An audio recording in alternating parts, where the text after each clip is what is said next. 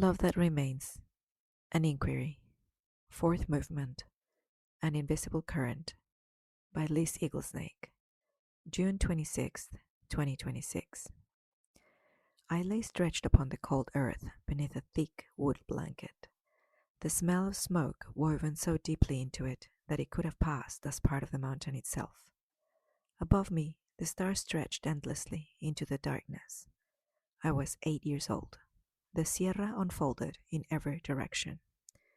No distractions, just trees, firelight, silence, and a vastness that felt almost alive. Night after night, I would curl beneath that blanket and stare upward until something inside me began to ache. Not in pain, in recognition. An unbearable tenderness towards something I could not name. For most of my life, I thought I was seeking intimacy.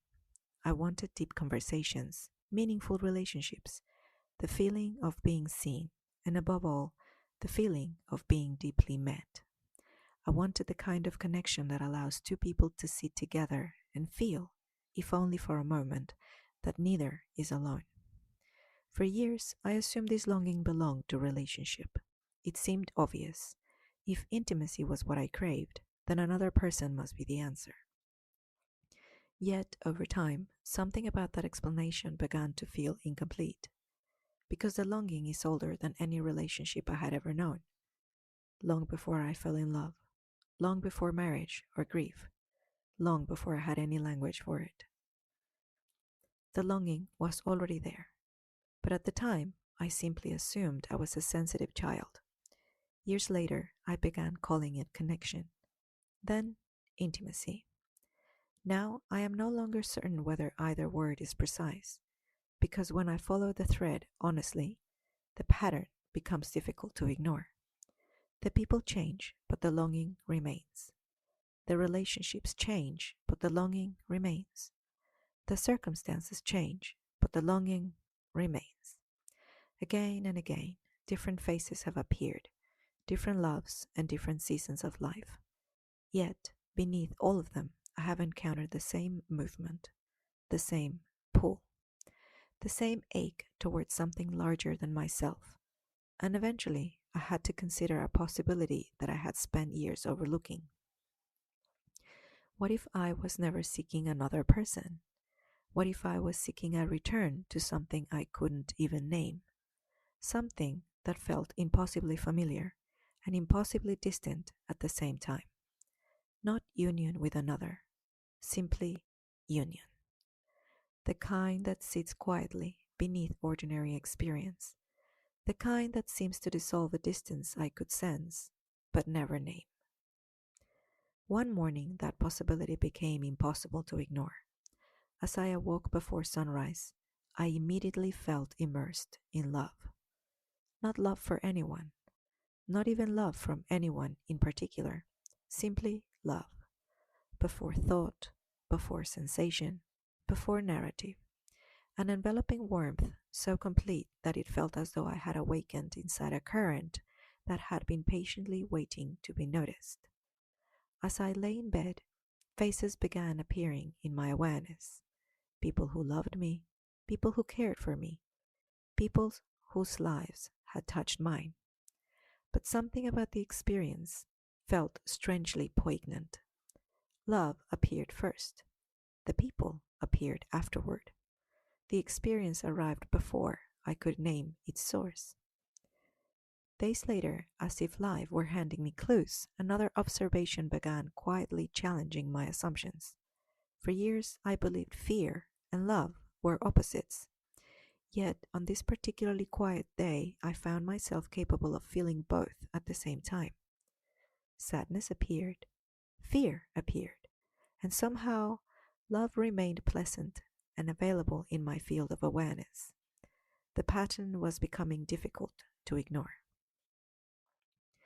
Until then, I had unconsciously assumed that love began with people, that they either created it or awakened it in those around them, that love originated in relationship, that a loved one was the source.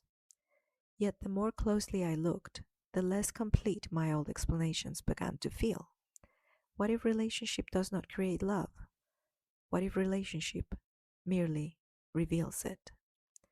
The question continued widening, because once the possibility appeared, it began showing up everywhere. I loved Nick, then Nick died, but love remained. I love many people, yet somehow that love does not remain confined to them. It spills into strangers, into children, into grief, into ordinary moments that have nothing to do with romance, which left me with another uncomfortable question.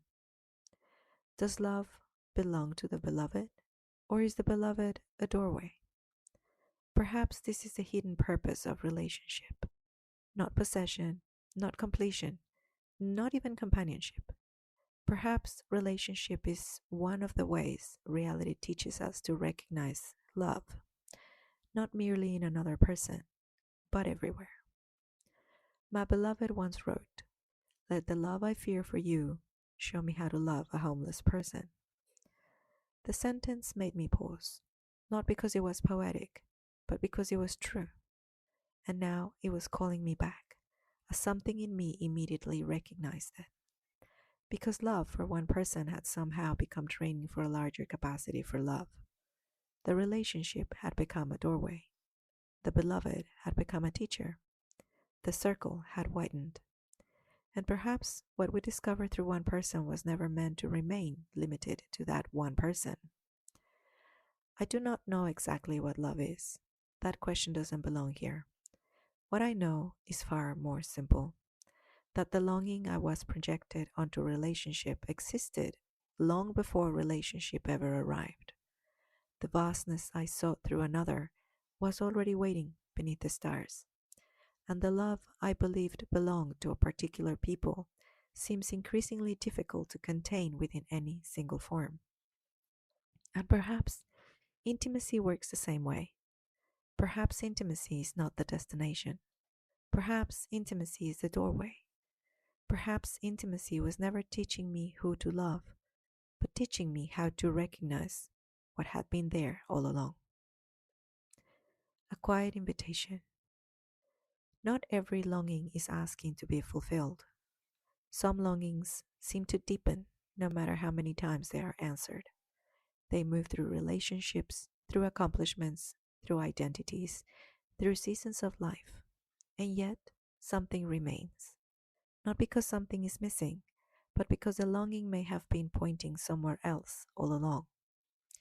If these reflections feel familiar, if they touch something you have sensed but struggle to name, I invite you deeper into contact with the work.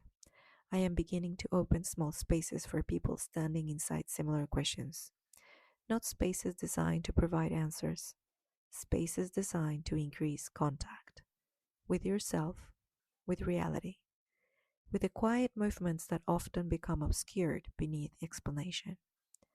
No particular belief is required, no spiritual framework is necessary, only a willingness to remain present to what is already here. If the work is already speaking to something in you, you're welcome to reach out. With embodied presence, Liz Eaglesnake.